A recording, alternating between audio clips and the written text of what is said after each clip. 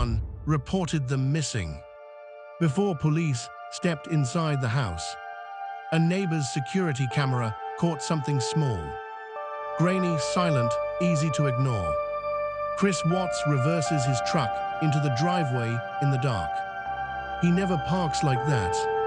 Then he walks back and forth from the house to the truck. Again and again. Not rushing, not panicking. Moving like a man doing a normal chore before work. At one point, he just stands there, still, thinking. What nobody knows yet is that his pregnant wife and 2 little girls are already dead inside that house. And in a few hours, he will be on TV saying, "Please come back." And almost everyone will believe him. From the outside, Chris Watts looked like the perfect husband. Soft-spoken, polite, friendly. He lived in a quiet Colorado neighborhood with Shannon and their 2 daughters, Bella and Celeste. Their life looked perfect online. Smiles, family trips, dancing videos, loving messages about Chris. To the world, they were a happy family. But behind closed doors, cracks were forming. Chris had started a secret affair while Shannon was pregnant with their 3rd child.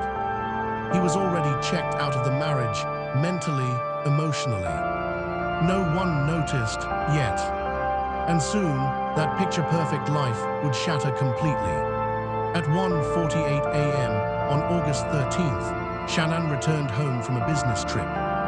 She walked quietly through the front door, tired but unaware. Her little girls were asleep. The house was dark and still. She carried her suitcase down the hallway. And that was the last time anyone saw her alive. Chris Watts was already there, waiting. No one could have imagined what would happen next. The life that looked so perfect online was about to be destroyed in the quietest, most chilling way. By afternoon, Shannon's friend couldn't reach her. Calls went unanswered, messages ignored. This wasn't normal. Shannon never missed appointments. She never ignored calls. Something was wrong. So her friend called the police for a welfare check. Within minutes, officers arrived at the Watts home. Chris answered the door calm, concerned, polite. He let them inside, smiling, acting like everything was fine. The house looked normal, no signs of struggle, no broken furniture. But behind his eyes, the truth was already hidden. Then the neighbor came forward with his security footage. It showed Chris Watts that morning, moving in ways he didn't normally move. Reversing his truck into the driveway. Walking back and forth from the house to the truck. Loading something over and over. He didn't know he was being recorded. But the camera didn't lie. Police watched closely as Chris's body stiffened. His movements became rigid, unnatural. In that moment, detectives realized something chilling. This man knew far more than he was letting on. And the life everyone thought they knew was already gone. But Chris had one final performance to give. He went on television, standing outside his house, speaking to reporters, pretending to worry. "If they're out there, please come back." He swayed slightly, smiled at odd moments. No tears, no real emotion.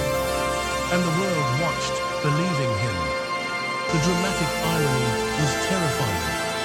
Because at that very moment, the truth was already buried, hidden, and only he knew it. Everyone watching felt it.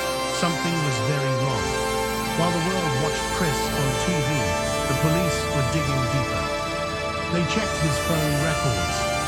Texts, secret messages, romantic exchanges with a co-worker. All while his family was missing. Suddenly, the picture became clear. This wasn't just a tragic disappearance. There was a motive. A secret life hidden behind the smiling husband and father everyone thought they knew. And now the detectives knew. The man begging for his family on camera. was hiding something far darker than anyone could imagine. Chris agreed to take a polygraph test, confident he could pass, confident he could lie. But almost immediately, he failed. The examiner told him the results. And Chris didn't argue, he didn't panic. He just lowered his head, like someone who already knew the game was over. The calm, polite man the world saw was cracking, and every small detail he had hidden was starting to unravel. The mask was slipping, and soon there would be no way to hide the truth. At first, Chris tried to lie. He claimed Shannon had killed the girls, and in a blind rage, he had killed her. A desperate story meant to save himself. But detectives didn't believe him. They watched every twitch, every pause, every contradiction. And slowly, the cracks in his story began to show. The calm, perfect husband everyone thought they knew was nothing like he appeared. The truth was waiting just beneath the surface, ready to be revealed. Finally, Chris could no longer hide the truth. He admitted what happened that morning. He strangled Shannon in their bedroom. Then he put her body in the truck. His two little girls, Bella and Celeste, were still alive, sitting in the back seat, silent, confused.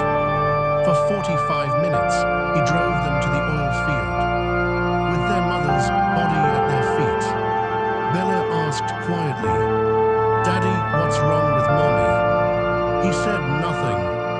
The life of his family ended in the quietest, coldest way imaginable.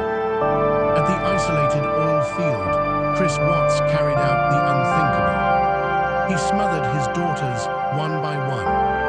Their small, innocent lives taken in a place meant for work, not horror.